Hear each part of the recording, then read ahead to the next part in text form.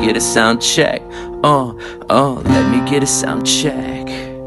Can I get a sound check? Let me get a sound check. Can I get a sound check? Let me get a sound check. Welcome, ladies and gentlemen, to another episode of the Think Global podcast. I'm your host, International Seth, and today's date is December 8th, 2022. It's been a couple of weeks now since we had our last podcast, and that's because we've been busy in the continent of Africa and doing some business in Rwanda with youth development, basketball, and all of that. We'll get into all of that with my guest coming on the show today. He actually had a great vantage point for those programs that were going on as the man behind the camera, but we'll definitely get into that. With no further ado, we'd like to welcome Mr. Marlon onto the Think Global podcast. What's up, sir? Yeah. What's happening, my brother? Very good to be here. And like the name of the podcast and the mantra for Azomco is what I'm all about: being global, thinking global, and living global. Absolutely. And you say living global, so it's a perfect segue to get in what we call our world call. And that's when we give our guests 10 seconds to name off some of the countries that you've been to. So I'm going to put Marlon on the world call. Ready, go. Canada, Jamaica, US, UAE, Bahrain, Qatar. Yeah. Okay. 10 seconds up, and you didn't even mention Rwanda, where you're at Kenya. Right now. Kenya, Tanzania, Rwanda, Egypt. East Africa. Okay, perfect. Nice. Yeah, man. So you are our world traveler, and you're actually in Rwanda at the moment. That's how we met. But you want to tell our audience a little bit about yourself and actually how did you end up in Rwanda? Sure. I'll try to be as succinct as possible, Coach. Or you blow the whistle on me. All right. So I was born in Jamaica, grew up in New York, spent over 10 years in the Middle East in UAE, mainly Dubai.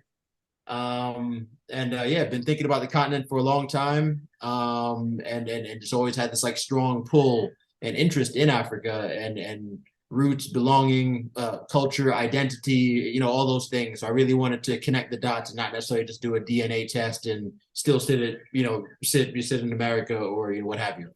So, the best way to learn is by experience and trying, in my opinion. So I started coming to the continent about 5 years ago, started with Egypt. Then progressed on to Kenya. Have a lot of good friends there, then to Tanzania. And I'd go back and forth between the continent and the UAE, which is where I was mainly based in Dubai. But then the pandemic came, 2020, and I really just decided, now is the perfect time to make the jump. So packed everything up. Again, same like how when I left America, didn't really think much, just packed everything in one bag and one-way ticket out. And same thing with this, I was like, all right, boom, let's go to Africa. It's time for Africa. And Rwanda was the place. Why? Rwanda has so many accolades. Rwanda, ease of doing business, safety, cleanliness, a zero tolerance for corruption, most female ministers, tourism, growing, a lot of investment opportunities, and like a lot of stability and security, so like it just seemed like the perfect example of what the Africa that we want is progressing towards. And I think that partnerships and relationships between diaspora like myself coming back to the continent and giving back, having partnerships and receiving as well from like our brothers and sisters here is very key. So that's why I chose Rwanda and I chose to set up shop here. And then a little bit about what I'm doing here is a bit of production, so video production, photography, pretty much creative pursuits, the arts in general. And also trying to create some my unique businesses as well, which will create opportunities for people here too, in terms of mobile applications, and even a little bit to do with electric mobility in the form of electric vehicles. So yeah. Absolutely, absolutely. That's good stuff, man. And credit to you for having the foresight, and the strength to go out there, what I'm saying, and make that transition and make another transition. It's not easy. It's not easy, what I'm saying. There's so much doubt and there's so much uncertainty, and it's often kind of can be paralyzing at times. Why do you think most Americans, let's call them African Americans back home, aren't more well, let's say, are you seeing a bigger trend of African Americans starting to come back to Africa and the continent now? Great question. Yes, I am, but I've been here for a limited amount of time. So I've been here in Rwanda now. It's the first African country that I've lived in full time. I've been visiting the other ones that I mentioned. So in terms of seeing a trend, yeah, I do see an uptick in the 2 years that I've been here of more and more people coming all the time. We have WhatsApp groups and Facebook groups, together that we talk about various things, being a resource for each other, being a bridge for a soft landing, so to speak. When people do want to come over either to visit or like to come and set up, life. So yeah, that has kicked up. I'd say in the past few months, really, like let's say the past like 4 or 5, 6 months, more and more people are hearing about it. From various YouTubers are doing a very good job of presenting not just Rwanda but the continent in general in like a more positive light. So in other words, telling our own stories and not just listening to what major media has to say about Africa. So that's been really good. So that's been really good. And yeah, so I'm seeing an uptick in that. Why is that happening? I feel like because we're starting to see that we have options. We have options. I feel like before in like the 90s and late 80s when I grew up, we just felt like even if we had like the African medallions and what you call it, Public Enemy and all the different groups like Pan African and like the movement type of thing, we felt that it was still a bit far, a bit removed, a bit out of reach. And like a brother like me, I studied Marcus Garvey and Malcolm X and things like this, and it was just like great motivation to do better for self in America. But I didn't feel that Africa was an option for me. And now it's yes, it's come full circle. I remember all of those things from my youth, and I'm now putting them to action and just becoming a man that I am today, because of all those experiences. So I think a lot of other people are also tapping into that and taking strength and confidence in brothers like myself, like you, and a lot of brothers and sisters that have taken the action and not just words and thought to actually come here, be brave, be pioneers, so to speak, and yeah, seek things out, and tell the story, of like how it is here. It's not all our roses or holding hands and kumbaya, can we all just get along? There is hardships, there is difficulties, there is financial issues, there is, various things, that you have to overcome. But I feel like you're going to struggle anywhere in life, so why not give something new a try, and something that, to me anyway, took a big element out of just the day-to-day challenges of life. For instance, when I lived in America, just being myself, just being in my skin, every day. I don't have to deal with that in Rwanda, in Africa, in any of the places that I've been so far. No one says, hey, look at that black guy. I'm just another guy. And so I can think about other things, as opposed to just like, oh, better watch out, what have you. So, you know what I mean? Like, that's a big weight off of my shoulders, speaking personally. And I think that others have felt that as well. Absolutely. Absolutely. That resonates well with me as well.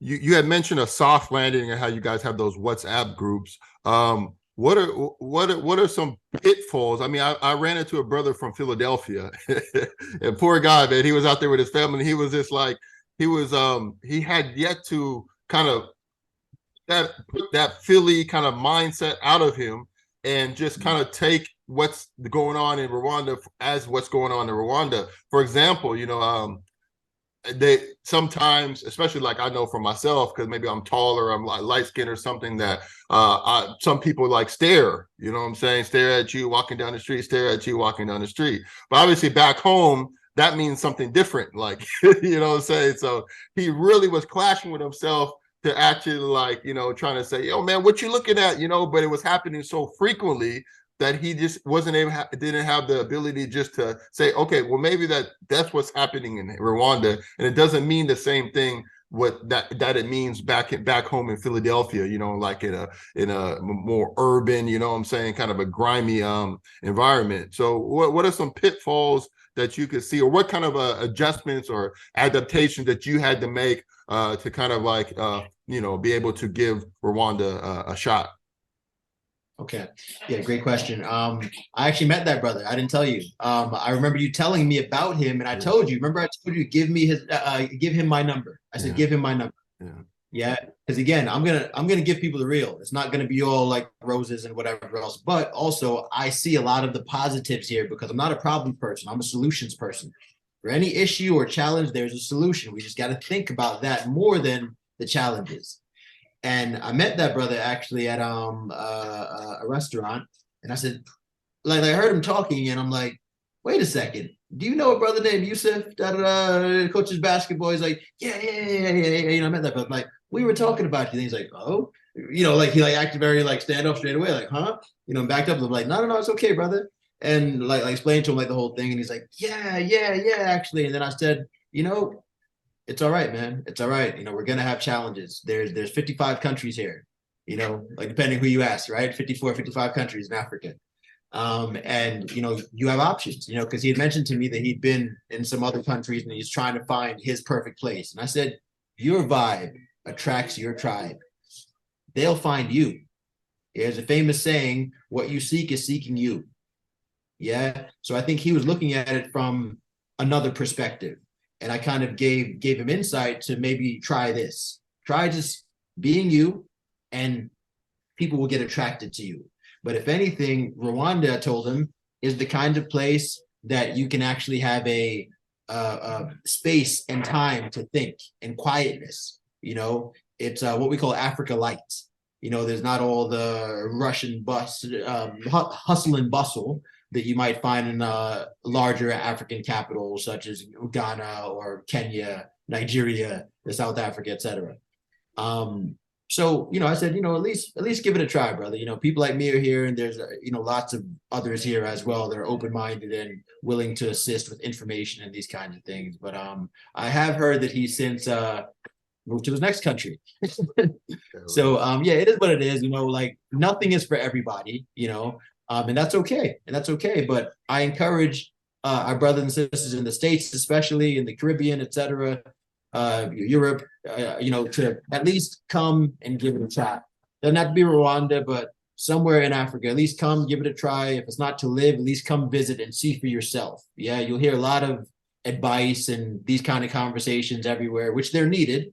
You know, nothing wrong with this. And I love the fact that we're getting more and more different voices, such as yourself, Coach, doing these kinds of podcasts and showing people it's possible. You know, it's possible to be a global citizen with all the baggage that we carry as, you know, growing up in the States. You know, I get it, you know. So yeah, some of the challenges I've found particularly, and that I can possibly let your viewers in on, is I say persistence and patience are my constant companions. So you have to be patient when you come to Africa. Nothing is going to happen like that. And there's not a lot of watchdogs to like blow the whistle to, like, oh, I had bad service, and try to get someone fired. It's like, don't be a Karen. Even Black people can be Karens. Don't come here and be a Karen. Okay, just be patient.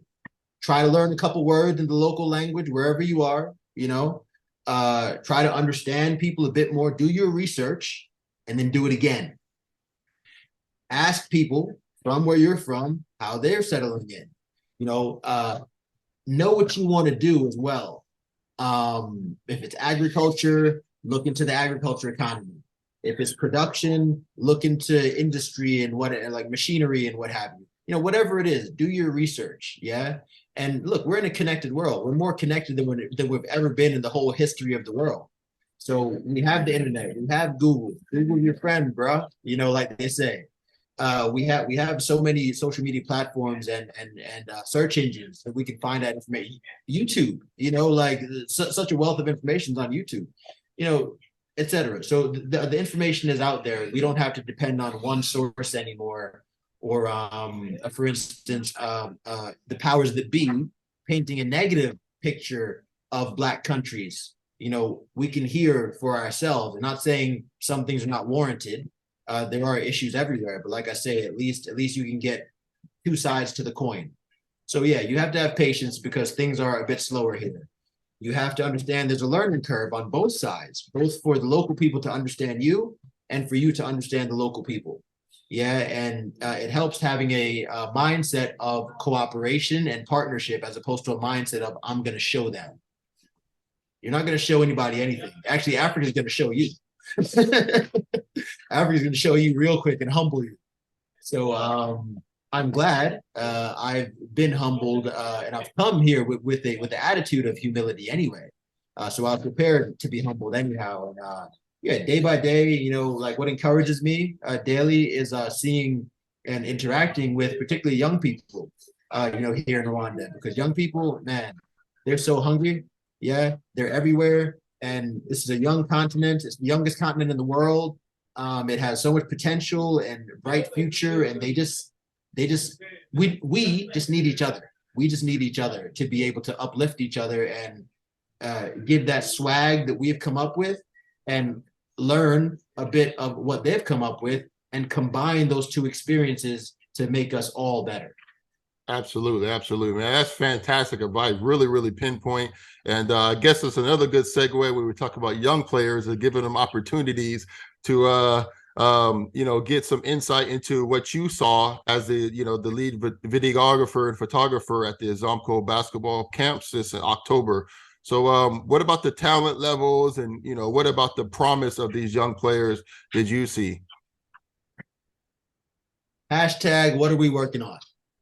Yeah, and I love how you said that in the one video I saw even before I started working with you, and then as you saw, I started putting that on the end of every video that we did. What are we working on? Coach was yelling that, and I'm like, yeah, that's such a telling thing to say. And in the practices, what I saw, I'm not a basketball guru, but I grew up in New York, so I'm a Knicks fan, a diehard Knicks fan, and yeah, it's hard. As anyone out there that's watching knows, being a sports fan in general, but definitely New York Knicks. Oh my goodness, we've had so many ups and downs. So knowing basketball culture and, playing the dozens with my friends coming up and going to the court every weekend and, trying to hoop with the big boys and my older brothers and what have you. So I'm empirically knowledgeable about the game in terms of playing it from my experience, collecting basketball cards and having that conversation, those barbershop conversations of who's the best.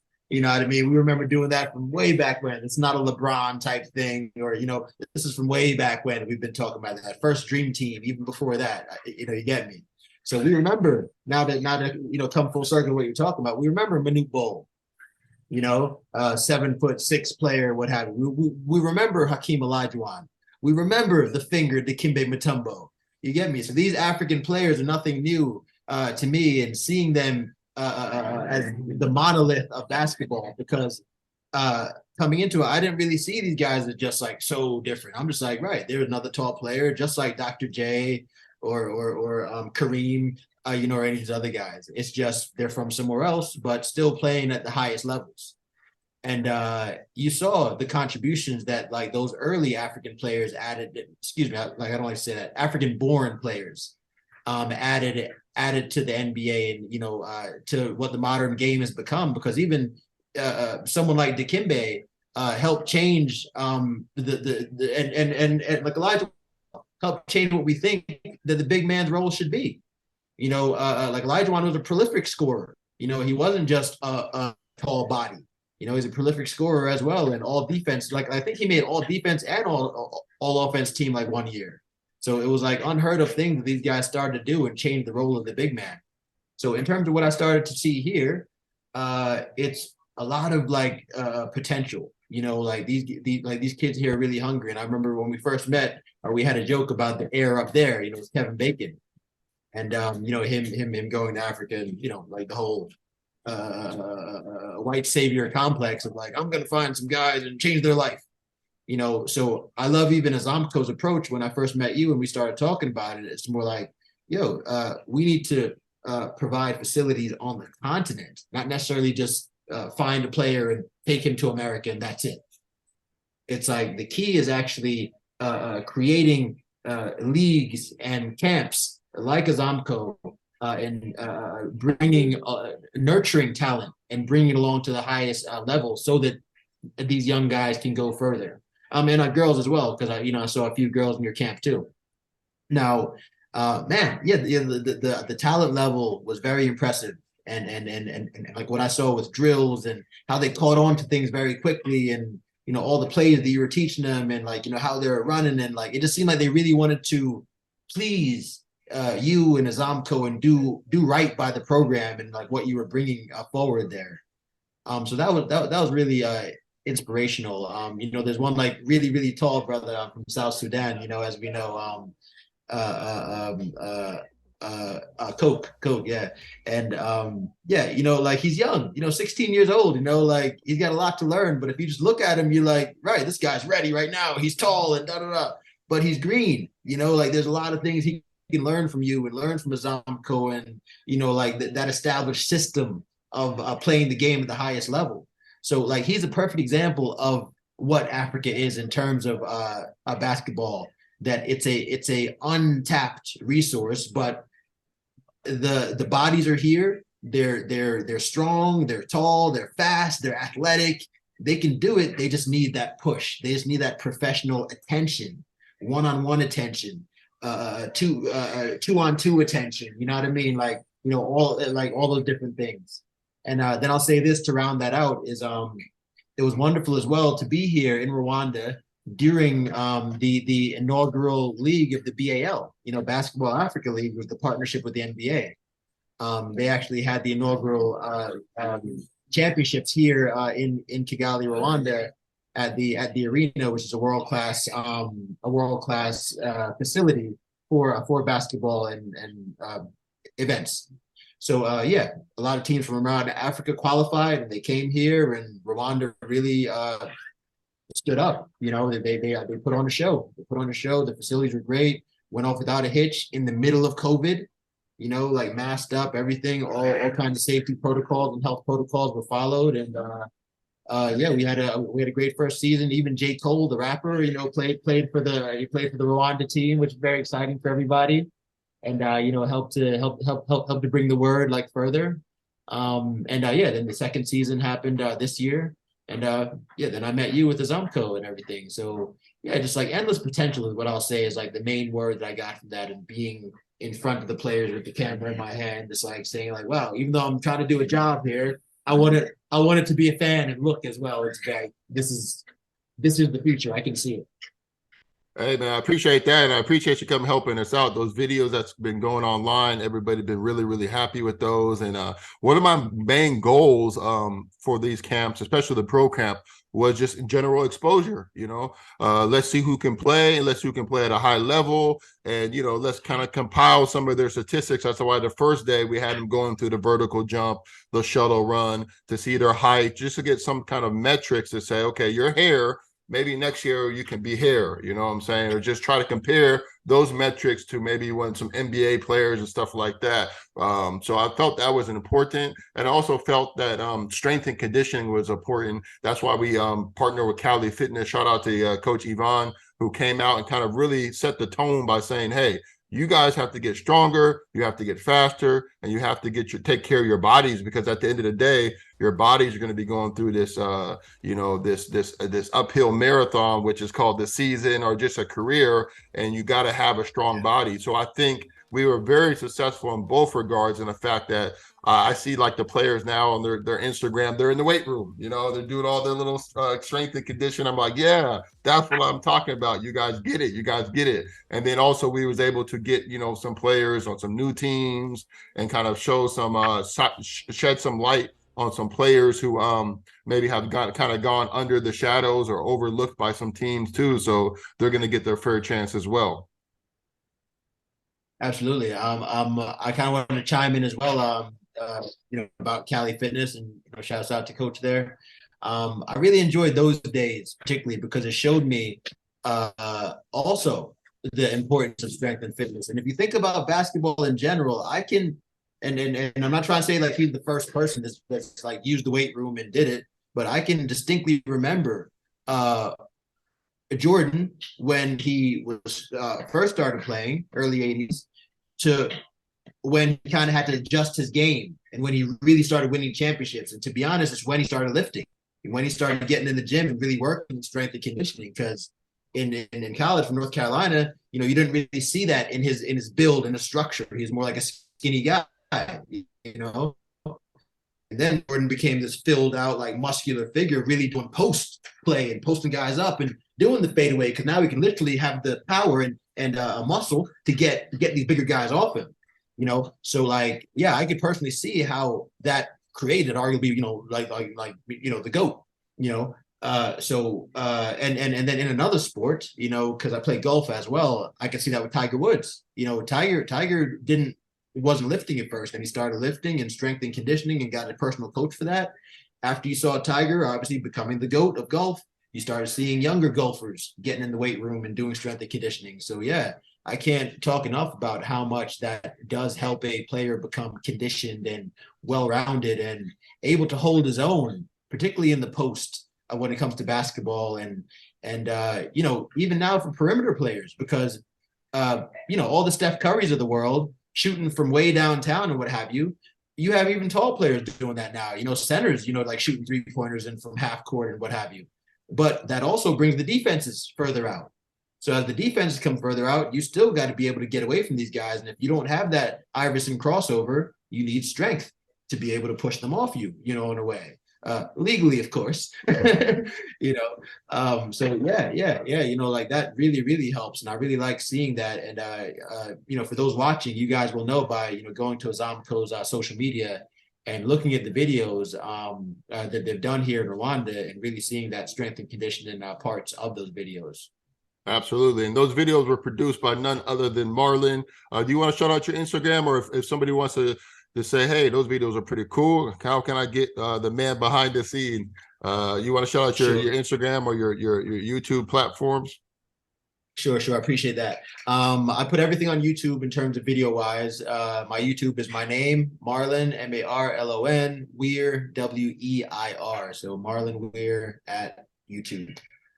Cool. So go check it out, and we look forward to working with you again in the future, sir. We're actually going to be down there in January after January 1st. We have a 1-week training camp that I want you to be involved with too. We have our team been accepted into the 2nd division, and our the season starts on January 13th. So right now we have a roster being built, and we got some players, man, and we're going to go right into the 2nd division, the Azomco Global in the 2nd division. Hey, tell them be careful with those broken backboards. I know. No, that happened. That happened. Yeah. That was Shaquille O'Neal moment, people. You had one of the players like playing around and just like banged on him and took the whole backboard down. So that was exciting. There's exciting things happening here. That was crazy. One more thing, Coach. The one Nigerian player, he was very good. I think he's what 19, yeah, that's Moody. 19 years old, and looking to go to school in the States and all that. So also, I want your audience to know, particularly those in the States, that there is this crossover happening, and as real basketball fans see that. Sure, we had the African-born legends that I mentioned earlier, but we have the new class now, so you have your Giannis's and so many other players coming from various countries, and not just the super tall guys from Sudan anymore, but various countries that love American basketball, and like the style of play that we have and the speed the game plays at and these kind of things. So they want to go to school in the States, so again, that collaboration is what helps. As a Pan-African person, I never push for people just to go to like wherever, be it America, Europe, etc., and like turn their back on Africa. But experience-wise, it's a good leg up for these young players to be developed by programs like Azomco, take that development to the next level. If they're still in high school, then finish out their high school in the States, or if they're ready for university, then obviously, get a scholarship and operate on the highest level so that hopefully they can get to the NBA. But same thing with our brothers and sisters in the US that, grow up there. That's not the end all. Get your education within that system, so you use basketball to get to the next level in life. Don't just think about it as like, I'm going to the NBA, because as we know, that's a far cry for most, for most. So if anything, use basketball as an opportunity in this world to be a global citizen. I think that rounds it out on Think Global. That's it, man. We'll leave it right there. Thank you so much for being my guest today, brother. And I look forward to seeing you soon.